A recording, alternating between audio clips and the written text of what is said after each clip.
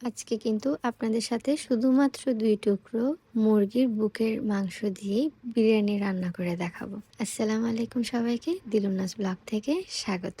হঠাৎ যদি বাসায় মেহমান চলে আসে আর বাসায় যদি ২ টুকরো শুধু বুকের মাংসই থাকে মুরগির, তাহলে আপনারা অবশ্যই এই রেসিপিটা ট্রাই করতে পারেন। যেমনটা আপনাদেরকে বলেছি, শুধুমাত্র ২ টুকরো বুকের মাংস। আমার মুরগিটা একটু বড় ছিল, সেজন্য আমার মুরগির মাংসের বুকের পিসগুলা মোটামুটি ভালোই ছিল। সো এখানে আমি মুরগির মাংসগুলোকে ব্ল্যান্ড করে নিয়েছি, যেটা কিমার মতো হয়ে গিয়েছে। আপনারা চাইলে ছুরি দিয়ে কেটেও কিমা করে নিতে পারেন। এরপরে প্যানে দিয়ে দিলাম তেল, তারপরে দিয়ে দিচ্ছি কুচানো পেঁয়াজ। পেঁয়াজটাকে আমি একটু কুচি করে কেটেছি, আর এখানে আমি প্রায় ২টোর মতো পেঁয়াজ ব্যবহার করেছি। পেঁয়াজটা একটু রং চেঞ্জ করলে আমি এখানে দিয়ে দিচ্ছি ১.৫ চামচের মতো রসুন বাটা, ১ চামচের মতো আদা বাটা। সবগুলো নেড়ে ছেড়ে গন্ধটা চলে গেলে আমি এখানে দিয়ে দিচ্ছি টমেটো। এই রেসিপিতে টমেটো দেওয়া খুব বেশি দরকারি, যেহেতু আমাদের চিকেনের ব্রেস্ট পিসে কোনো ধরনের জুসিনেস নেই, তাই এই টমেটোটা আমাদের রান্নাতে জুসিনেস আনার কাজ করবে। এখন আমার মশলা দেওয়ার পালা। প্রথমে দিয়ে দিচ্ছি আধা চা চামচের মতো হলুদ গুঁড়ো, ১ চা চামচের মতো লাল মরিচ গুঁড়ো, ১ চামচের মতো জিরে গুঁড়ো, ১ চামচের মতো ধনে গুঁড়ো, আর আধা চা চামচের মতো গরম মশলা। তারপরে দিয়ে দিলাম প্রায় ২ চামচের মতো বিরিয়ানি মশলা। এখানে আমি চিকেন বিরিয়ানি মশলা ব্যবহার করেছি, যে কোনো মশলা ব্যবহার করতে পারেন।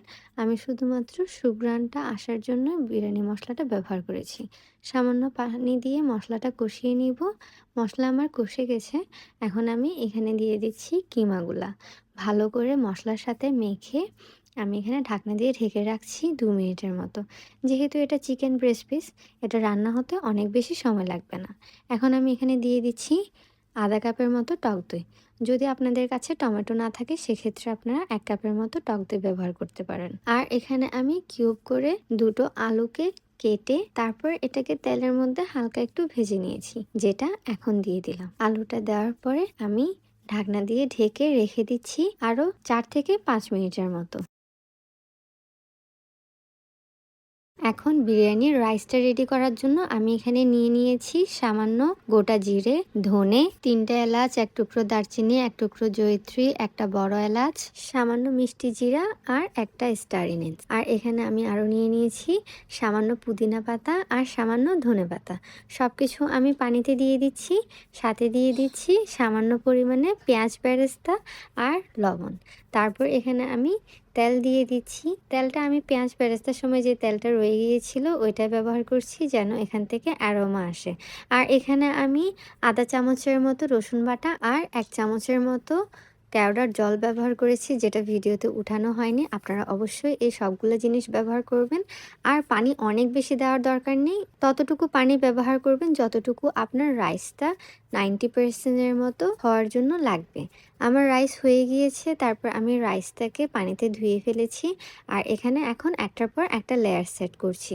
প্রথমে আমি রাইস দিয়ে দিয়েছি, তারপরে দিয়ে দিলাম কিমা, তারপরে দিয়ে দিলাম ধনেপাতা আর পুদিনা পাতার একটা লেয়ার, তারপর দিয়ে দিলাম পেঁয়াজ বেরেস্তা।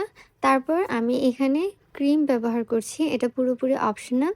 আমি একটু জুসিনেস আর একটু ক্রিমি টেক্সচারের জন্য এটা এখানে ব্যবহার করছি। তারপর এখানে দিয়ে দিলাম সামান্য কেওড়ার জল আর আধা চামচের মতো ঘি। সেম জিনিসটা আমি এখানে আবার দ্বিতীয় লেয়ারে রিপিট করছি। প্রথমে ভাত দিয়ে দিলাম, তারপর কিমা, তারপর ধনেপাতা আর পুদিনা পাতা, তারপর পেঁয়াজ বেরেস্তা, তারপর ক্রিম। এই লেয়ারে আমি এখন কেওড়ার জল আর ঘি ব্যবহার করছি না। একদম লাস্ট লেয়ারে আমি উপর থেকে ধনেপাতা, পুদিনা পাতা, পেঁয়াজ বেরেস্তা, ঘি আর কেওড়ার জলটা দিয়ে দিব। তারপর আমি ভালোভাবে এখানে সিলভার ফয়েল দিয়ে ঢেকে দিচ্ছি, যেন সুগন্ধটা বাইরে বের না হয়।